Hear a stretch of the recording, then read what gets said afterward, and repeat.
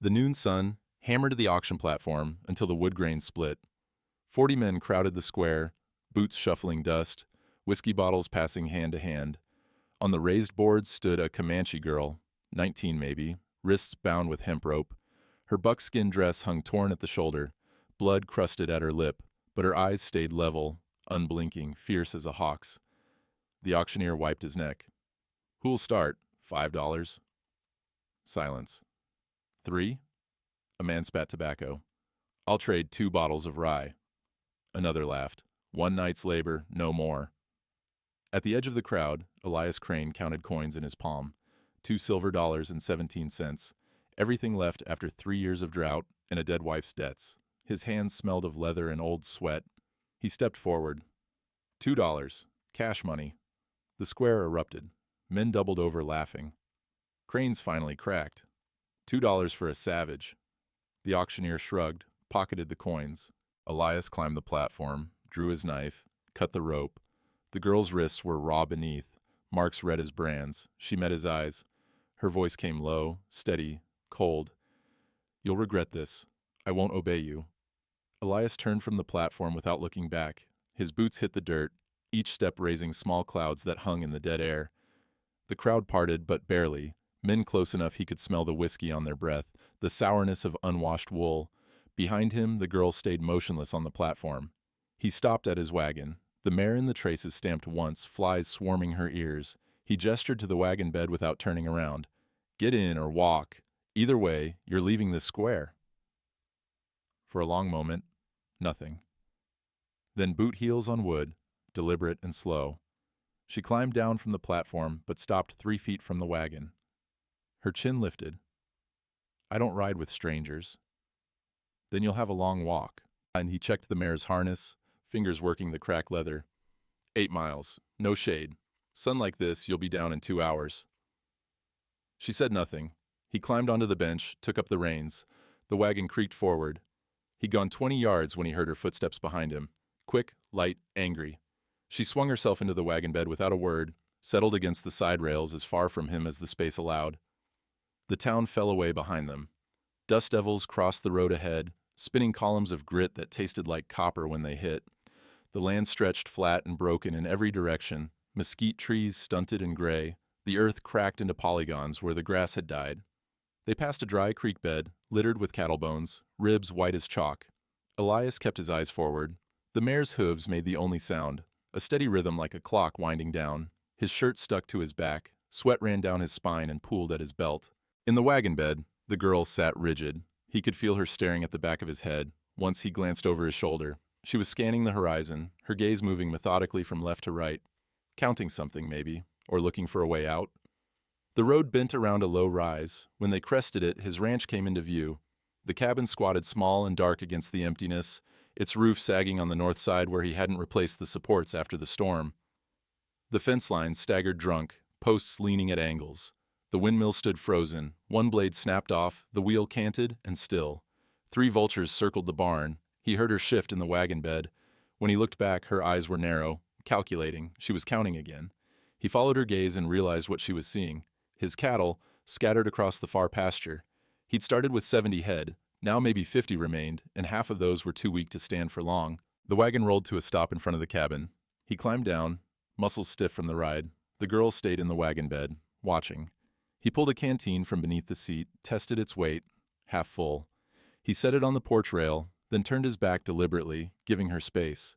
A gesture his wife had taught him once, years ago, when dealing with spooked horses or frightened children. Don't crowd them. Let them come to you. He heard the wagon creak as she climbed down. Her footsteps were soft, barely audible in the dust. He kept his back turned, looking out at the dying land. The sun hung heavy in the west, still hours from setting. When he finally glanced over his shoulder, she was standing near the porch steps. She'd picked up the canteen, was turning it in her hands, testing the leather strap, the metal stopper. Her fingers moved with careful precision. She pulled the stopper, drank deep. Water ran down her chin, darkening the torn buckskin at her throat. When she lowered the canteen, she was looking past him toward the cattle in the distance. "You're 3 head short of 50, she said. He turned fully now. "What?" "Your count's wrong. I watched you looking. You think you've got 50. She pointed toward the far pasture. You've got 47. 3 are down behind that draw, not moving anymore. He stared at her. How'd you... I can see. She set the canteen back on the rail. A rider appeared on the horizon, moving fast toward the ranch. Dust rose behind him in a long plume. As the horse drew closer, Elias recognized the bay gelding from Faust's stable. The rider came hard, leaning forward in the saddle. When he pulled up, the horse was lathered, foam white at the bit. The man didn't dismount. He was young, maybe 25, with ink stains on his fingers and a clerk's pale face that hadn't seen much sun. He wore a vest despite the heat. Elias Crane? Elias nodded. The clerk reached into his saddlebag, pulled out a folded document. The paper crackled as he opened it, stiff and official. By order of the Territorial Land Office, I'm authorized to post notice of pending forfeiture. He dismounted, crossed to the fence post nearest the cabin, and pulled a hammer and nail from his belt. The hammer rang against the nail head, 3 sharp strikes that echoed across the empty land. The sound made the girl flinch. The clerk remounted without another word. He wheeled the horse and rode back the way he'd come, dust rising behind him like a ghost. Elias walked to the fence post. The document hung there, pinned through the center, fluttering in the hot wind. The paper smelled of ink and something chemical, maybe the land office's wax seal. He pulled it free, careful of the torn edges. The girl moved closer, standing just behind his shoulder. Close enough he could hear her breathing. The words swam in front of him for a moment, then came into focus. Notice of pending forfeiture. Elias Crane, homesteader.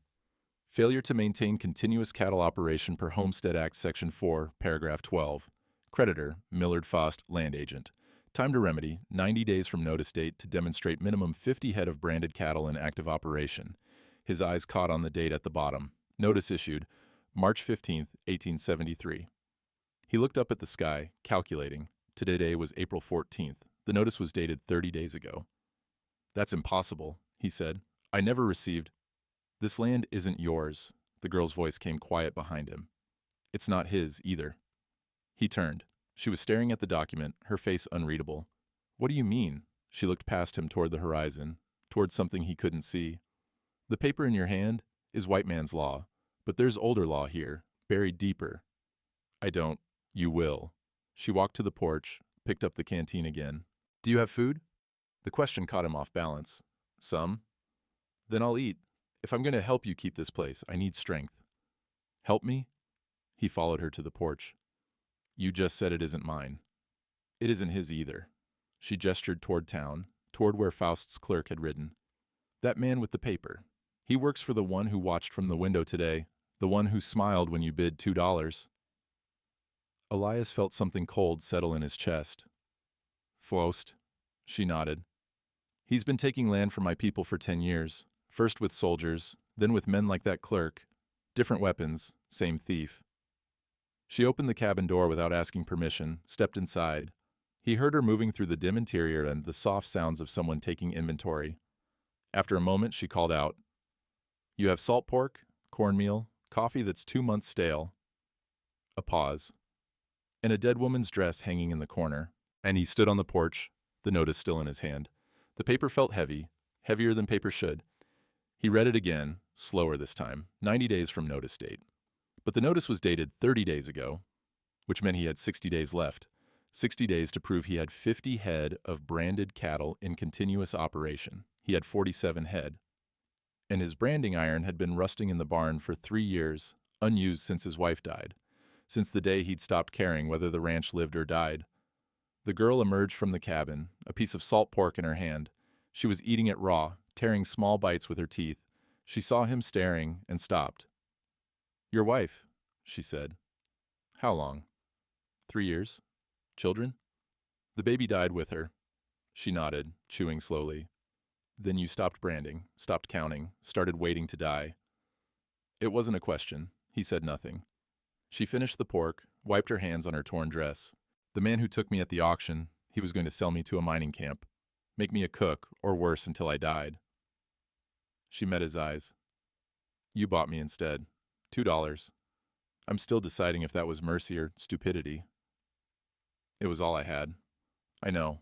I heard the coins in your pocket. 2 silver dollars and some pennies. She walked past him, down the porch steps, toward the cattle in the distance. That's why I'll tell you this. You have 60 days, not 90, and you're not 50 head, you're 47. But the biggest problem isn't the count. She stopped, turned back. The biggest problem is the man who wrote that notice already decided you'll fail. The evening came slow, the sun dropping, but the heat staying trapped close to the ground. Elias built a small fire in the stove, filled the coffee pot from the barrel near the door. The water smelled faintly of rust. He set the pot on the stove and listened to it begin to boil, the metal ticking as it heated. The girl sat on the porch step, 10 feet from the door. She'd washed her face with water from the well, and the blood was gone from her lip. In the fading light, he could see the 3 parallel lines tattooed on her left wrist, thin and precise, running from her pulse point toward her thumb. When the coffee was ready, he poured 2 tin cups. The liquid was black, bitter-smelling, probably strong enough to strip paint. He carried 1 cup to the door, set it on the threshold between them. "It's old," he said, "but it's hot." She reached for the cup without looking at him, brought it to her lips. She drank without flinching, though the coffee had to be scalding. When she lowered the cup, she was staring out at the darkening land. "You asked what I meant about older law," she said. He leaned against the doorframe, his own cup warming his palms. "I did. My people had agreements with yours, written on paper, signed by chiefs and soldiers both. They promised us water rights, grazing land, safe passage." She took another drink.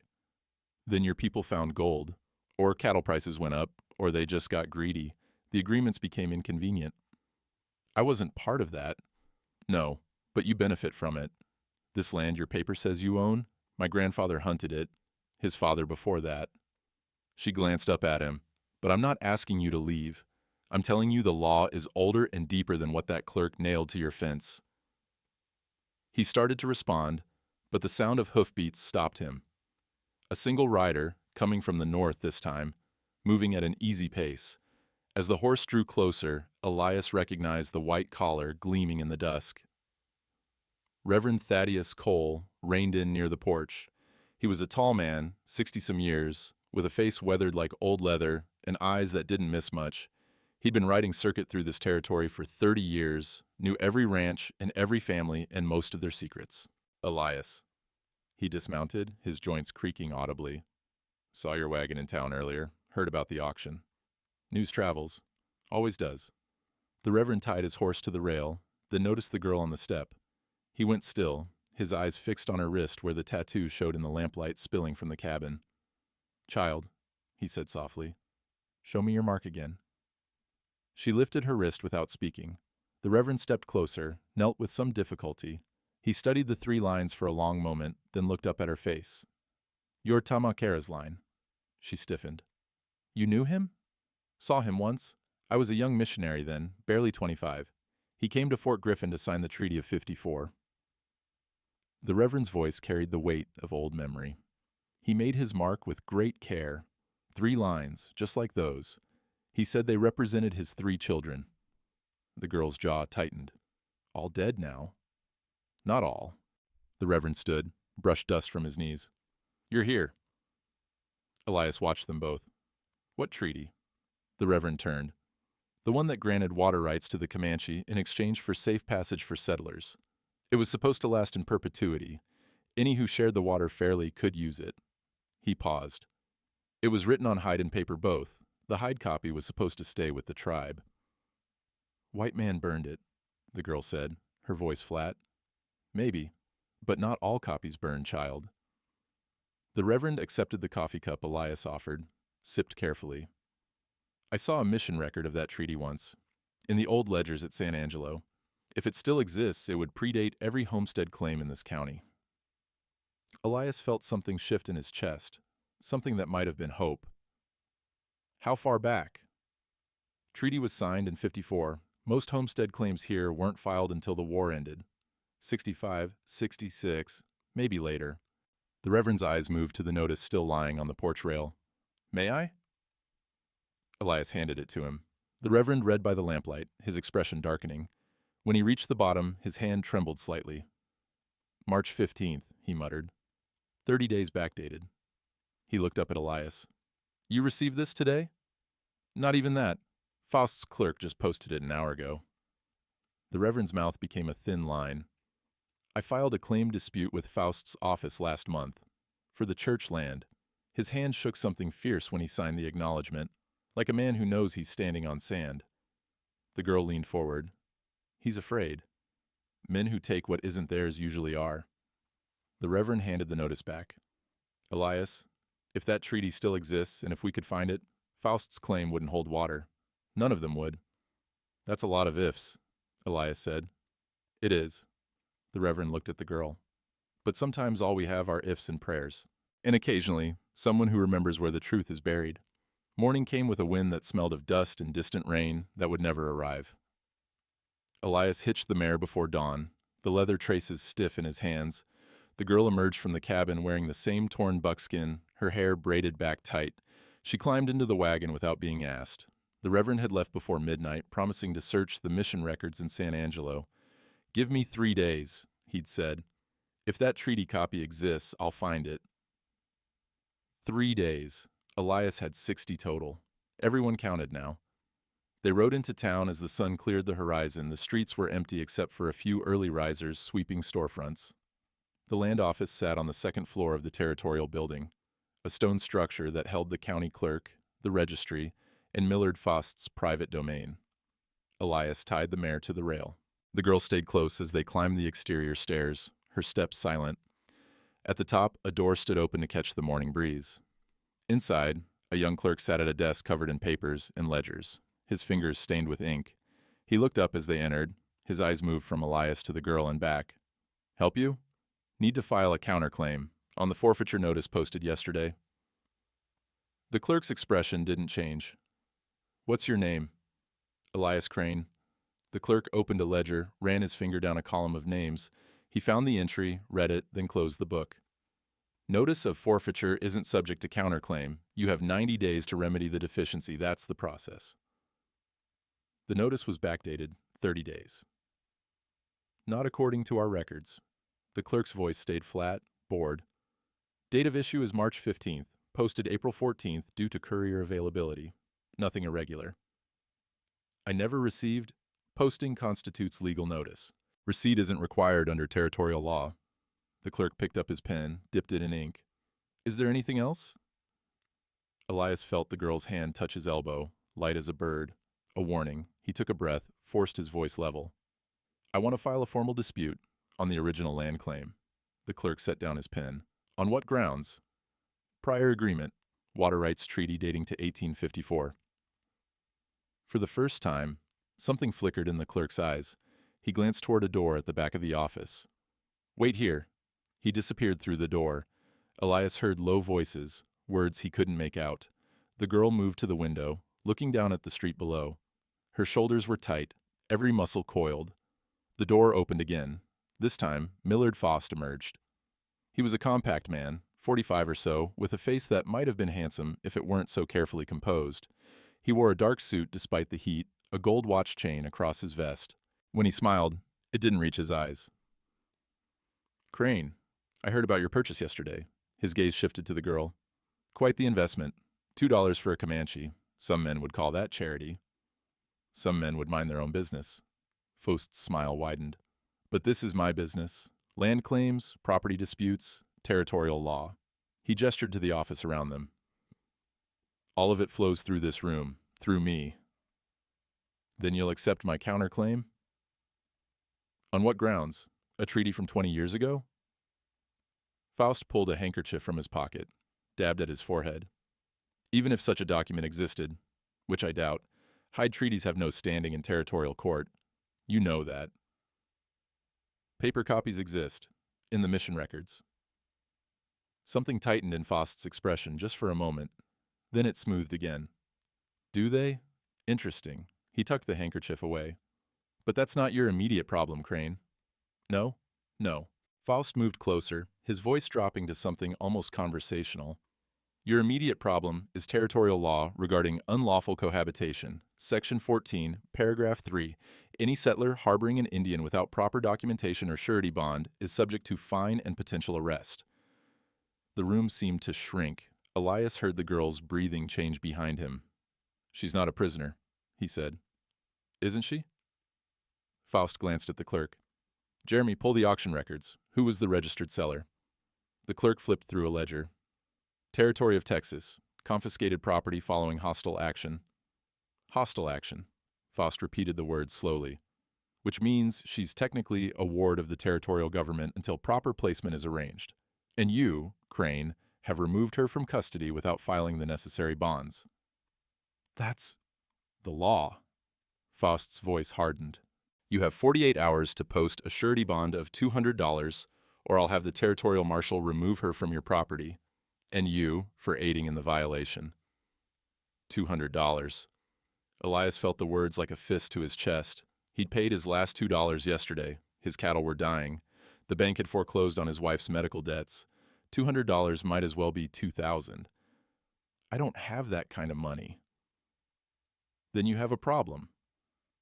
Faust moved to the door, held it open. 48 hours, Crane. After that, you'll both face consequences. They descended the stairs in silence. At the bottom, the street had filled with morning traffic. A wagon rolled past, the driver glancing their way. Two women stood outside the dry goods store, their conversation stopping as Elias and the girl passed.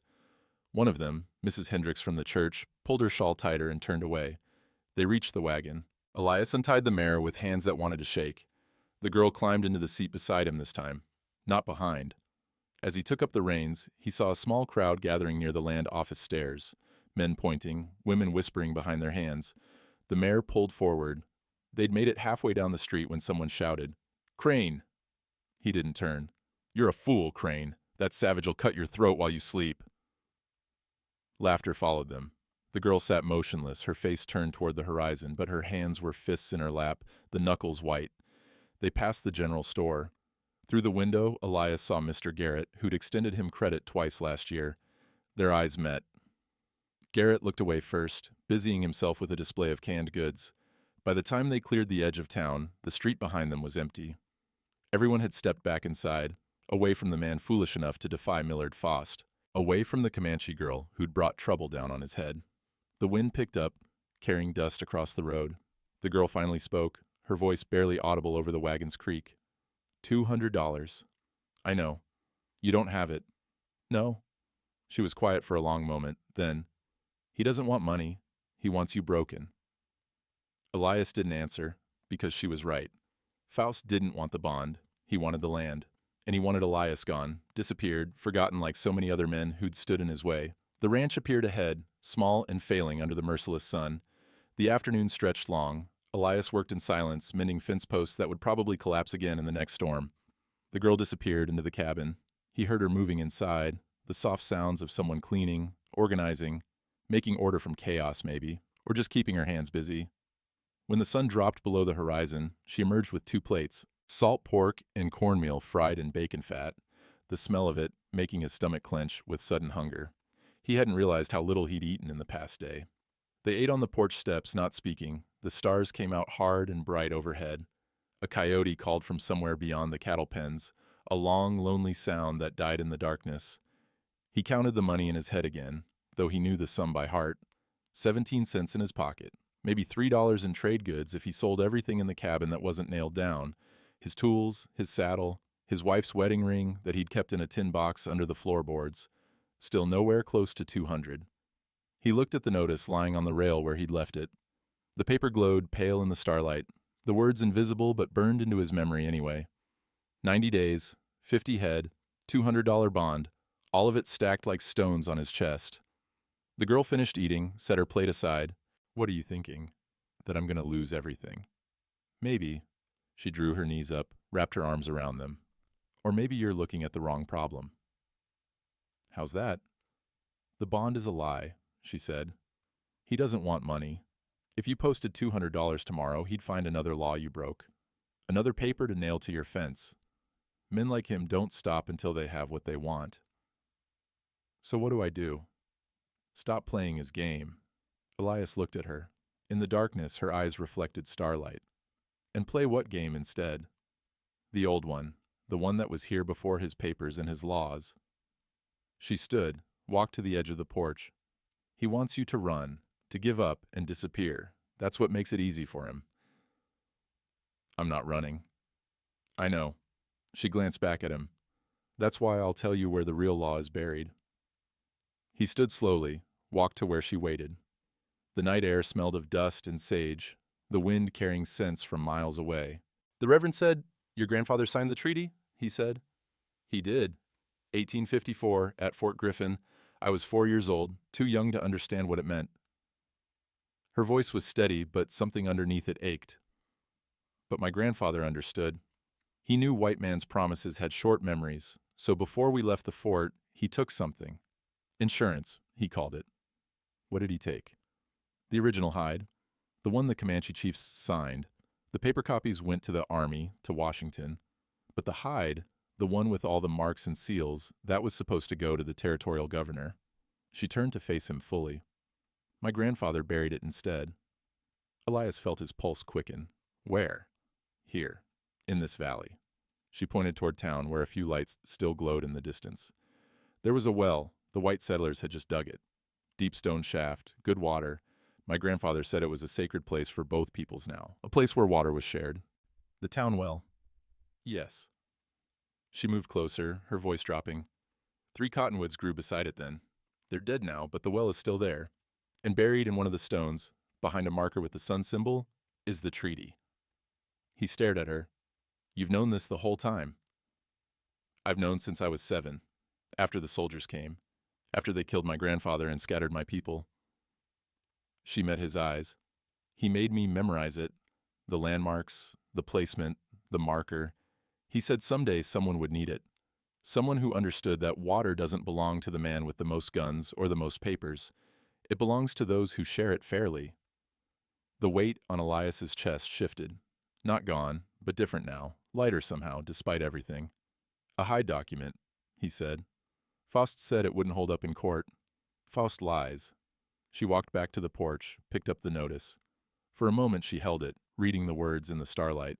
Then she carried it to the stove, opened the iron door, and tossed the paper inside. The flames caught instantly.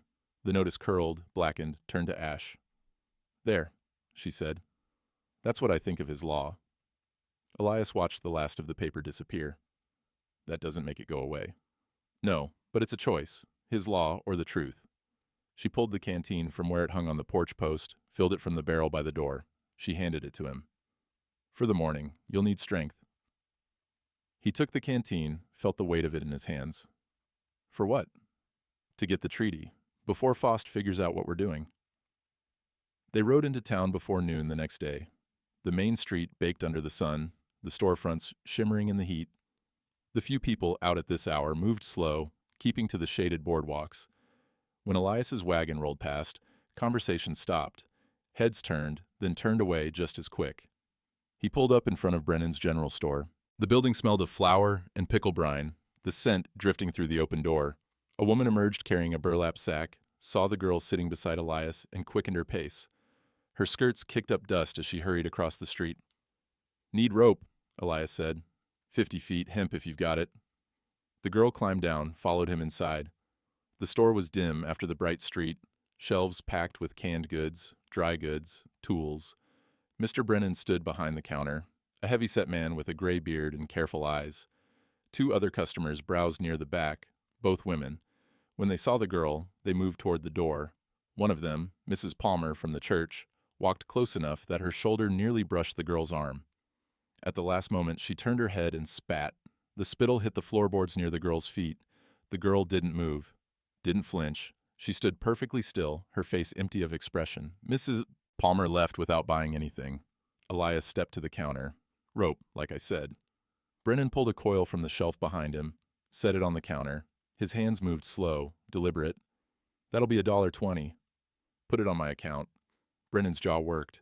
He glanced toward the door, then back to Elias. Can't do that, Crane. Why not? I've had credit here for 5 years. Faust called your note, yesterday afternoon. Brennan's voice dropped lower. He bought up every outstanding debt in the county, yours included, said he wants it settled in 30 days or he'll take collateral. The store seemed to shrink. Elias could hear the clock on the wall ticking, each second loud in the silence. I don't have collateral. I know. Brennan looked at the rope, then at Elias. His expression shifted, something passing behind his eyes. He reached under the counter, pulled out a leatherwork glove, slid it across the wood toward Elias. I didn't see you take this. It was sitting here when I turned around. The rope sat beside the glove. Elias understood. He picked up the glove, palmed the rope at the same time. Appreciate it. Brennan nodded once, then busied himself with a ledger. As Elias and the girl headed for the door, Brennan spoke without looking up. He's squeezing everyone, Crane. Not just you. Some of us remember when a man's word meant something. Outside, the heat hit like a wall. They loaded the rope into the wagon. The girl's face stayed blank, but her hands trembled slightly as she climbed up. He pretended not to notice. They rode toward the church at the far end of town. The white clapboard building sat small and simple, its bell tower leaning slightly to the south. The Reverend's horse was tied outside. Inside, the church smelled of old wood and candle wax. Light filtered through two narrow windows, painting stripes across the pews. Reverend Cole stood at the altar, a large leather-bound book open before him. He looked up as they entered. "I found it," he said. Elias felt his breath catch. "The treaty?" "A record of it. In the mission ledger from San Angelo." The Reverend gestured them closer. The book on the altar was ancient, the leather cracked, the pages yellowed with age. The missionaries kept meticulous records. Every treaty, every agreement, every baptism, it's all here. He turned to a page marked with a strip of cloth. The handwriting was small, cramped, faded, but legible. Elias leaned in, reading. Treaty of Water Rights, Fort Griffin, dated April 12, 1854, between the Comanche Nation, represented by Chief Tamakera, Chief Santana, and Chief Buffalo Hump, and the Territory of Texas. Terms: perpetual water access for Comanche peoples at designated wells and springs in exchange for safe passage for settlers. Signed by all parties. Original high document entrusted to Chief Tamakera for safekeeping. Below that, a list of landmarks, springs, wells, creek beds.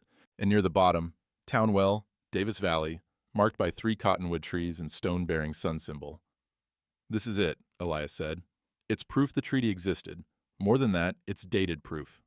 The Reverend's finger traced down to another entry, several pages later. "Look at this. Land Claim Registration, Davis Valley, filed by Millard Fost Agent, dated October 3, 1862. Claim encompasses sections 12 to 18, including Town Well site." 1862, the girl said softly. 8 years after the treaty. Exactly. The Reverend closed the book carefully.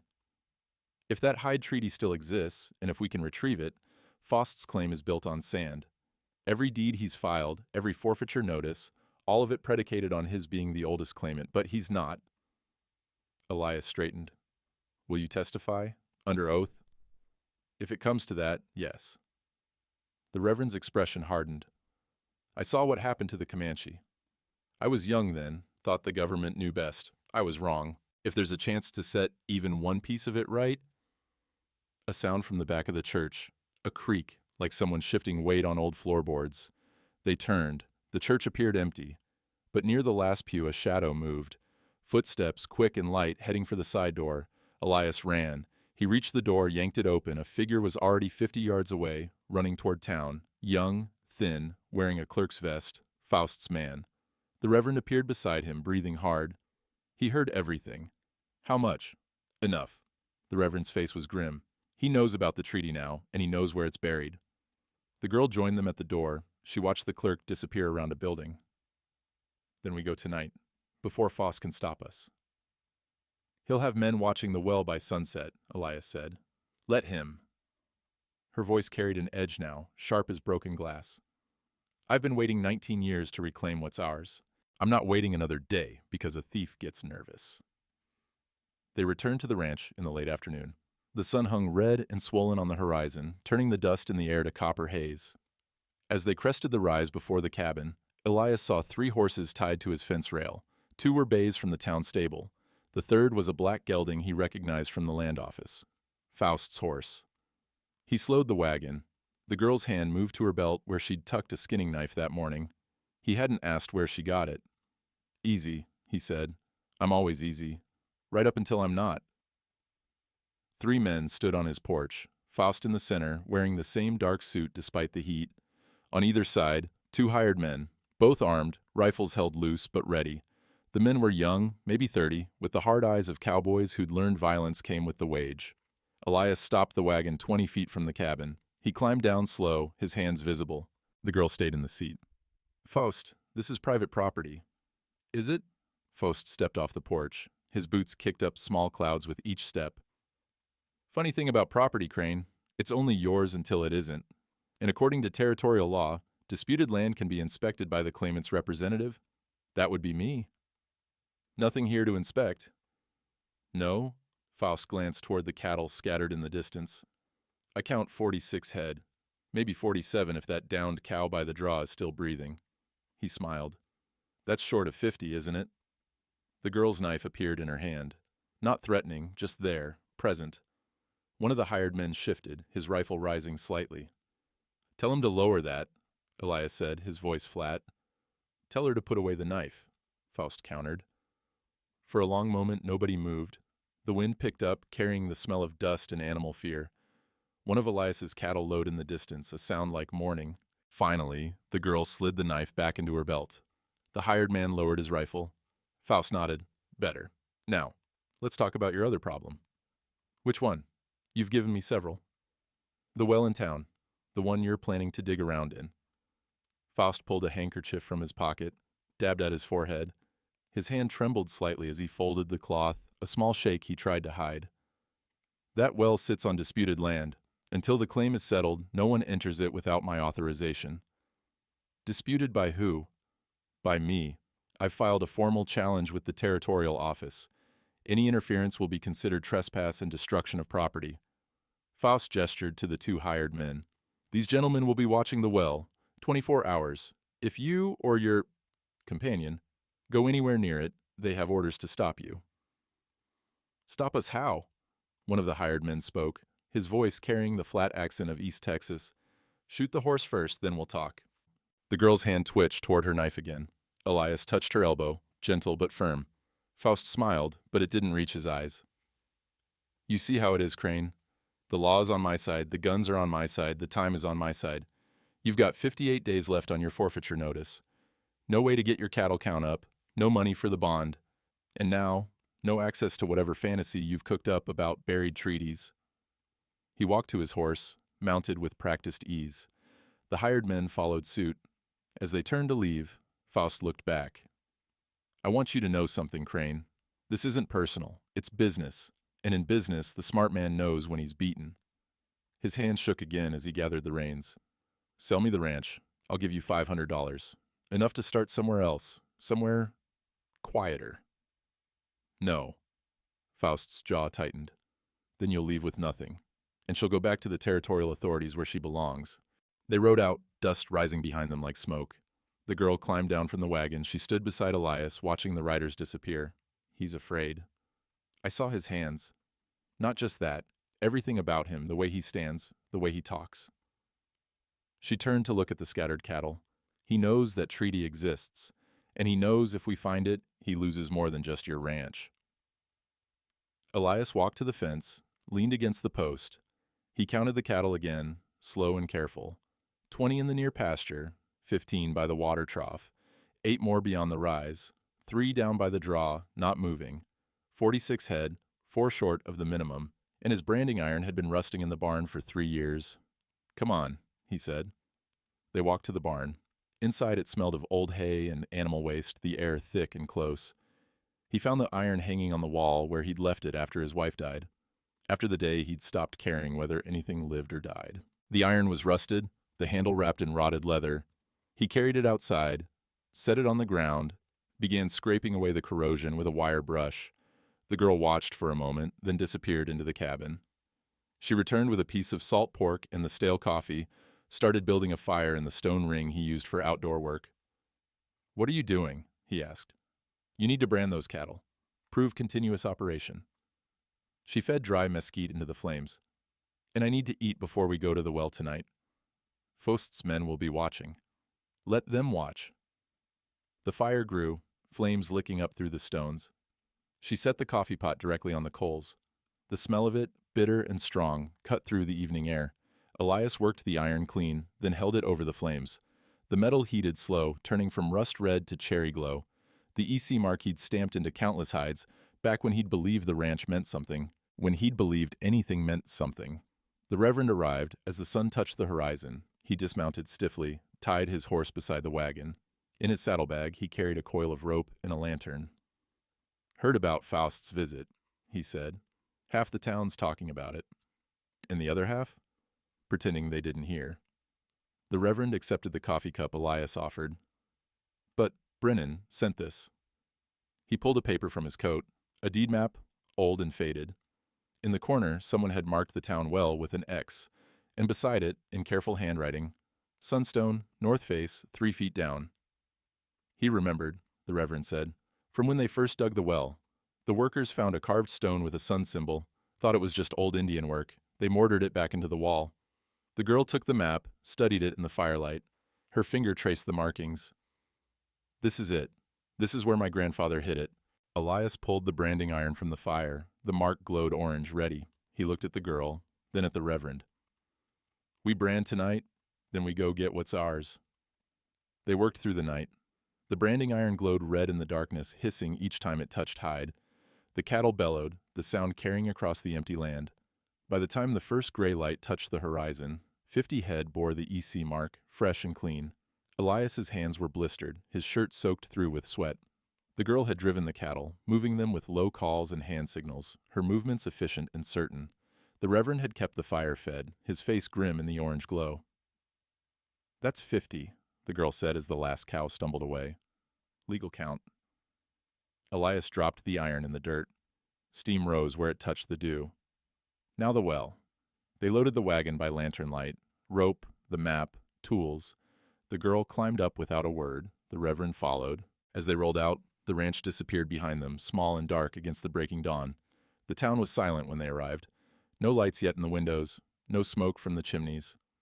The well stood in the center of the square, a stone cylinder 3 feet high with a wooden cover and a hand crank.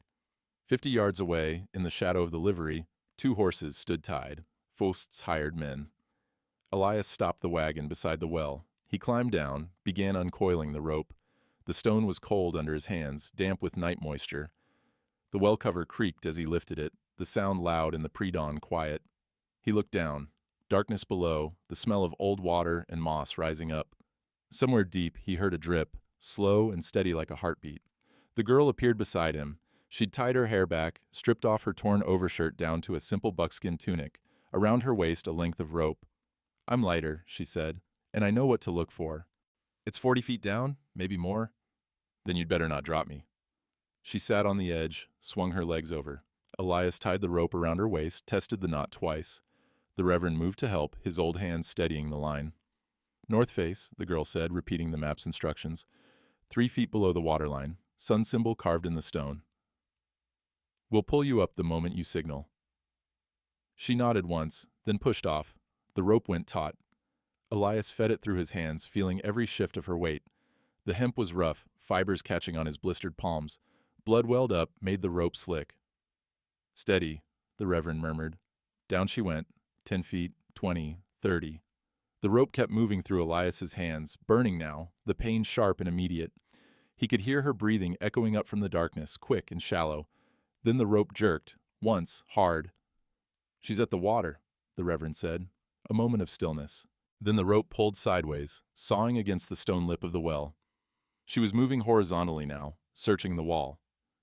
Elias's shoulders burned with the effort of holding her weight at an angle. Hoofbeats. He looked up. The 2 hired men were riding toward them, rifles already drawn. Behind them, coming fast, another rider on a black gelding, Faust. "Don't stop," the girl's voice floated up from below, strange and hollow. "I'm close." The hired men pulled up 20 feet away, their rifles leveled at Elias and the Reverend. Faust dismounted, his face dark with fury. "I warned you, Crane. I specifically—" The rope jerked twice, the signal.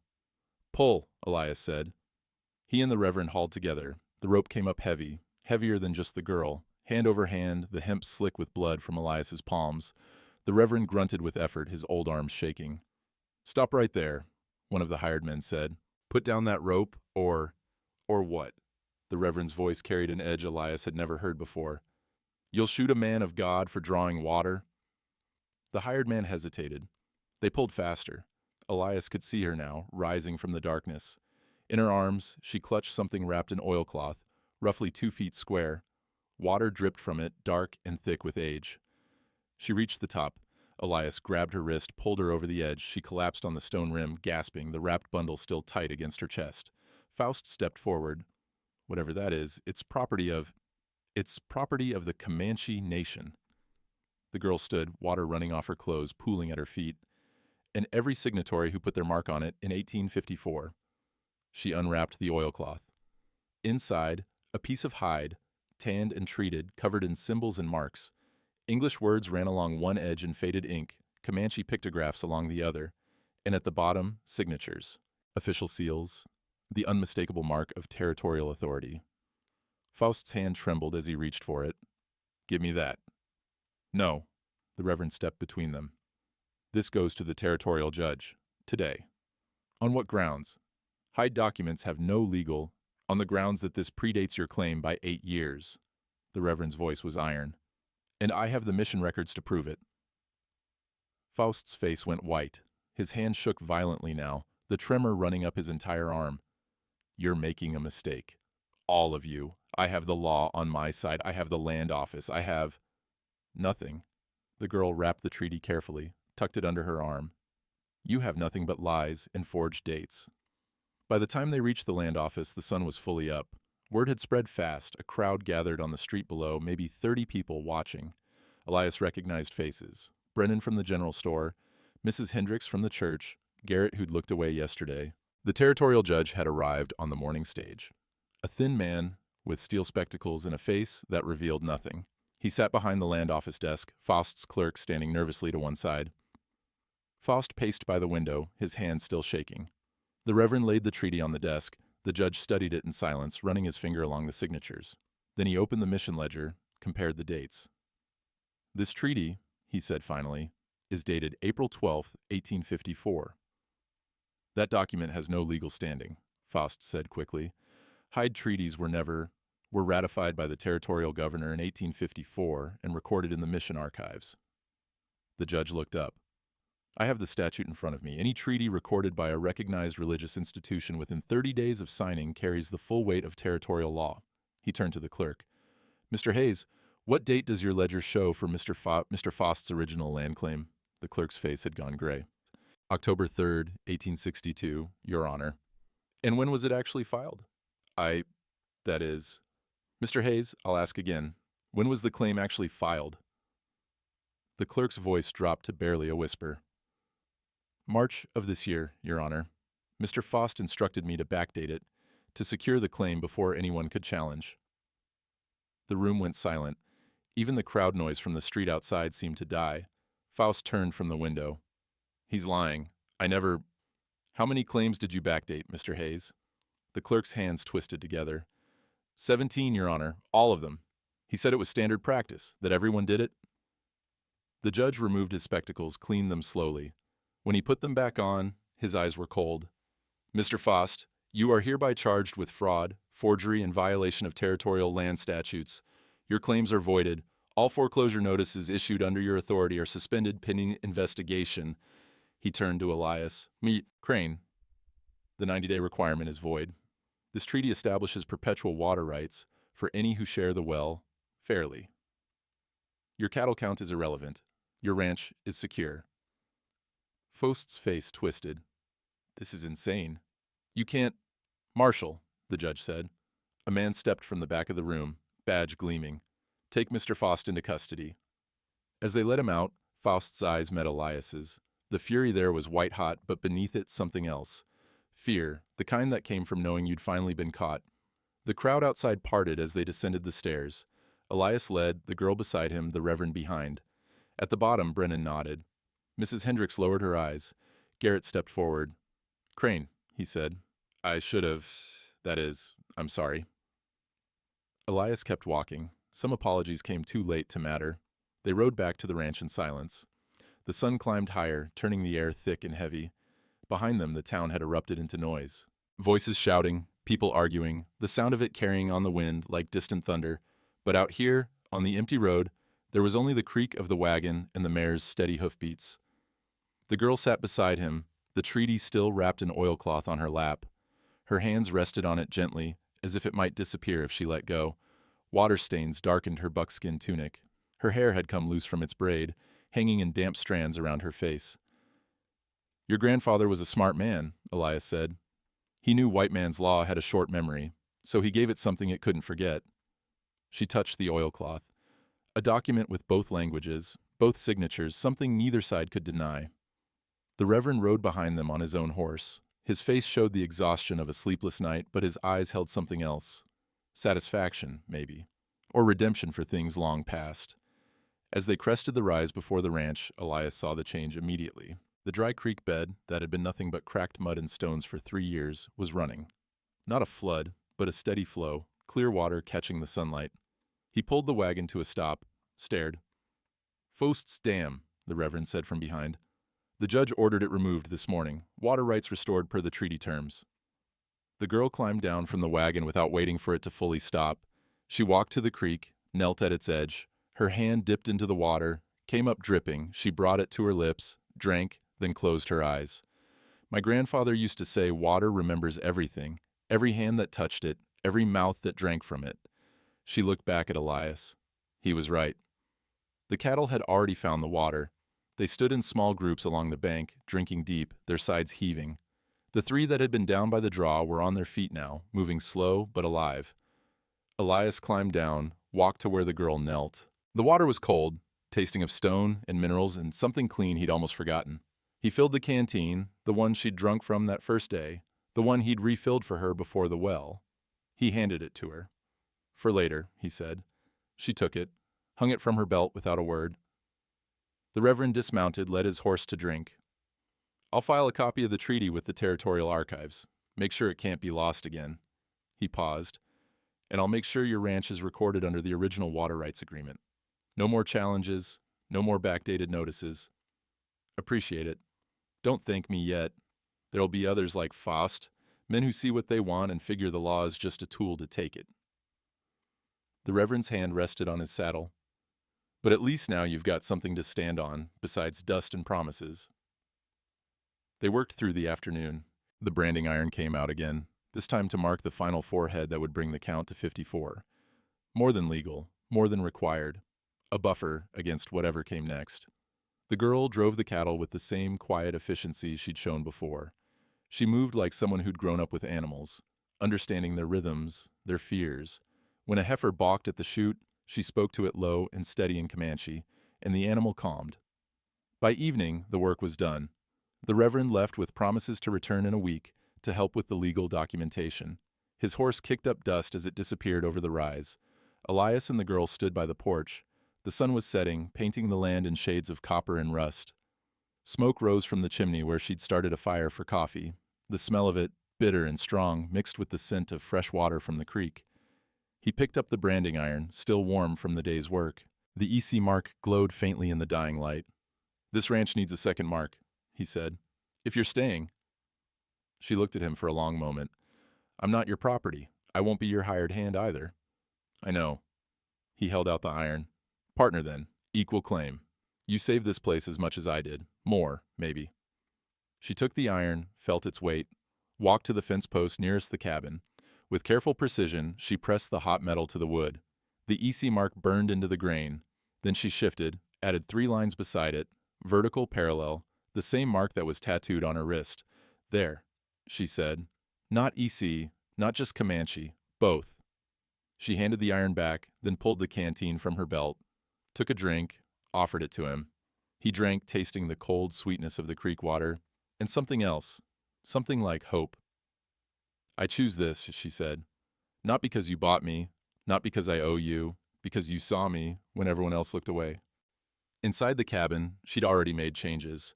His wife's dress, the one that had hung in the corner for 3 years, was gone, folded away, he guessed, with the respect it deserved. In its place hung the treaty, the copy the Reverend had made before filing the original. The hide and paper both, framed in rough-cut wood. Above the door, she'd hung 2 items crossed like an X, his branding iron and her skinning knife. "Tools of survival," she said when she saw him looking. "Yours and mine." They ate on the porch as the stars came out. Salt pork and cornmeal again, but this time there was fresh water to wash it down. Water that tasted of the land, of continuation, of something that wouldn't run dry in the next drought. The cattle settled for the night in the distance. The creek murmured over stones. An owl called from somewhere beyond the barn, its voice low and questioning. "What happens now?" she asked. "We fix the windmill, mend the rest of the fence, get ready for winter." He sipped his coffee. "Same things anyone does when they're trying to build something that lasts." "And when more men like Faust come?" "Then we stand, like your grandfather did, like we did today." He looked at her. "Together." She nodded slowly. The canteen hung on a porch hook beside the door, available to both of them. The treaty watched from inside, a reminder that some agreements outlasted the men who tried to break them. And the mark on the fence post, EC in 3 Comanche lines, was a promise made in wood and fire that neither could break alone. The night deepened. The wind picked up, carrying the smell of water and sage and the possibility of rain somewhere far off. The land stretched around them, hard and unforgiving, but alive now, breathing again. "Some debts can't be paid with money," Elias said finally. "No," she agreed. "They're paid in witness, in standing when it's easier to run, in seeing people as people, not property." The stars wheeled overhead, ancient and steady. The creek kept flowing. And on the porch of a small ranch in West Texas, 2 people who'd been alone found something neither had expected: a place to stand, and someone to stand with. 3 months passed before the first frost came. By then, the ranch had changed. The windmill turned steady, its blades cutting the air with a rhythmic creak that meant water flowing, life continuing. The fence stood straight, new posts driven deep where the old ones had rotted. The cattle grew fat on the grass that returned when the creek ran full. In town, things changed slower. Faust sat in a territorial jail, awaiting trial. His clerk had turned witness, testifying about 17 forged land claims. Some families got their property back. Others had already scattered, gone east or west, or just disappeared into the vastness that swallowed men who'd lost everything. Brennan extended Elias credit again. Not much, but enough. Mrs. Hendricks nodded when they passed on the street, though she never apologized for the spitting. Garrett helped mend fence one afternoon, working in silence, his presence the only amends he knew how to offer. The girl, Naylin, she'd finally told him her full name was Naylin 3 Lines, daughter of Chief Tamakera, stayed. Not as property, not as debt, but as someone who'd found something worth defending. She planted a garden behind the cabin. Corn, beans, squash. The 3 sisters, she called them. Comanche women had been growing them together for generations, each plant helping the others survive. By late summer, the garden was thick and green, a small miracle in land that had known mostly drought and dying. Some evenings, they sat on the porch as the sun went down. Coffee in tin cups, comfortable, in the silence that came from shared work and shared purpose. The canteen hung on its hook, available to whoever needed it. The treaty stayed on the cabin wall, a reminder that justice sometimes required patience, sometimes required courage, and always required witnesses willing to stand. The Reverend came once a month for Sunday services. He'd aged in those months, his shoulders a little more stooped, his hands a little less steady. But his voice stayed strong when he preached about the difference between law and justice, between ownership and stewardship. "A man is defined by what he chooses to stand for," he said one Sunday, "even when he stands alone. But the blessing comes when he discovers he was never as alone as he thought." Winter brought cold and quiet. The cattle huddled near the creek where the water stayed unfrozen in the deepest pools. Snow fell twice, melting by afternoon, leaving the land clean and sharp. On those nights, Elias stoked the fire higher, and Nolin told stories her grandfather had told her. Stories about the land before the papers and the claims, when water belonged to those who understood it was a gift, not a possession. "My grandfather used to say," she told him one evening, the firelight painting shadows on the cabin walls, "that the land remembers longer than men do. It remembers who took care of it, who shared its gifts, who understood that you can't own water any more than you can own wind." She turned the tin cup in her hands, the coffee steaming between them. He was right. The land remembered the treaty when the men who wrote it were dust. The water remembered where it was supposed to flow, even when a dam held it back for years. She looked at him. "And sometimes people remember how to be human when everything else has been stripped away." Elias watched the fire, thinking about the day he'd paid $2 in the town square. It seemed like years ago now, though it had been barely a season. He'd thought he was buying mercy, or maybe buying purpose for himself, something to fill the emptiness his wife's death had left. But what he'd found was harder and more real than that. He'd found that justice wasn't clean or simple. that standing up meant standing vulnerable, that partnership was earned through witness and work, not through ownership or obligation, that some things, water, land, human dignity, could never truly belong to anyone, only be shared among those who understood their worth. Some debts can't be paid with money, he said, the words he'd spoken before. Nayland smiled, the rare expression that had become more common as winter settled. No, they're paid in other ways, in trust earned slowly, in work shared fairly, in seeing people as they are, not as property or problems. She stood, walked to the door, looked out at the land silvered with frost under a full moon. The sun does not die, she said, her voice carrying the cadence of her grandfather's teachings. It only hides to rest, and when it returns, the land that seemed dead blooms again. She glanced back at him, the firelight catching her eyes. We bloomed, Elias Crane, both of us, and this land with us. Outside, the creek ran steady over stones. The cattle breathed in their sleep.